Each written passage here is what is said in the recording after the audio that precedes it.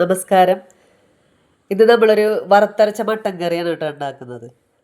അപ്പോൾ വറുത്തരയ്ക്കുന്നതിന് വേണ്ടിയിട്ട് നമുക്ക് നാളികേരം, വെളുത്തുള്ളി, കുരുമുളക്, പെരുംജീരകം, ചെറിയുള്ളി, കറിവേപ്പില, മല്ലി, മുളക് എല്ലാം കൂടി നന്നായിട്ടൊന്ന് വറുത്തെടുക്കണം. നല്ല ബ്രൗൺ നിറത്തിൽ വറുത്തെടുക്കണം. നന്നായിട്ട് അരച്ച് പേസ്റ്റ് പോലെ അരച്ചെടുക്കുക. എന്നിട്ട് നമ്മൾ ഇത് മട്ടനിലേക്ക് ചേർത്ത് കൊടുക്കണം ചെയ്യണത്.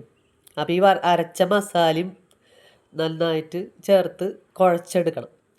അപ്പോൾ ഇനി തക്കാളി, സവാള, ഇഞ്ചി, പച്ചമുളക്, വേപ്പില ഇതെല്ലാം കൂടിയിട്ട് അതും ഈ മട്ടൻ കറിയിൽ ചേർത്ത് നല്ലപോലെ മിക്സ് ചെയ്യുക. ഉപ്പ് ചേർത്ത് കൊടുത്തിട്ട് ഇത് എല്ലാം കൂടി ഇട്ടിട്ട് നന്നായിട്ട് മിക്സ് ചെയ്യണം. എന്നിട്ടാണ് അപ്പോഴാണ് അതിൽ നന്നായിട്ട് പിടിക്കുള്ളൂ. എന്നിട്ടൊരു 3-4 വിസിൽ വരുത്തിയിട്ട് വേണം ഇത് ഉള്ളി കാച്ചി ഒഴിക്കാനായിട്ട്. അപ്പോൾ ഇഞ്ചിയും പച്ചമുളകും സവാളയും തക്കാളിയും എല്ലാം പച്ചയ്ക്ക് തന്നെ കേട്ടോ, വാട്ടൊന്നും വേണ്ട, എല്ലാം പച്ചയ്ക്ക് തന്നെ ഇട്ട് കൊടുക്കുക. എന്നിട്ട് നന്നായിട്ട് മിക്സ് ചെയ്യണം. പച്ചക്കായ ചേർത്താൽ ഈ കറിക്ക് ഒരു ടേസ്റ്റ് കൂടുതലാണ്. അപ്പോൾ ഈ നെയ്യൊക്കെ ഈ പച്ചക്കായയിൽ പിടിക്കും. അപ്പോൾ നമ്മളിത് കുക്കറിൽ വേവിച്ചിട്ട് ഇട്ട് കൊടുക്കുക.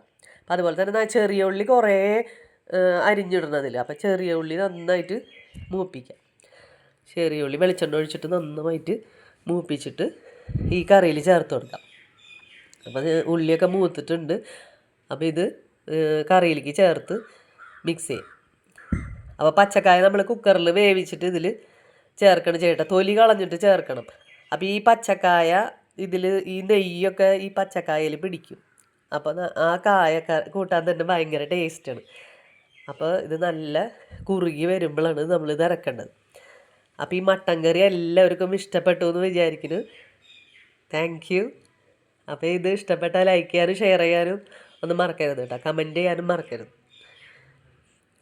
അപ്പോൾ നന്നായിട്ട് കുറുകി ഇങ്ങനെ വരുമ്പോൾ പത്തിരി അതുപോലെ തന്നെ പൊറോട്ട എല്ലാം കൂട്ടി കഴിക്കാനായിട്ട് ചോറിൻ്റെ കൂടി നല്ല ടേസ്റ്റ് ആട്ടോ അത്.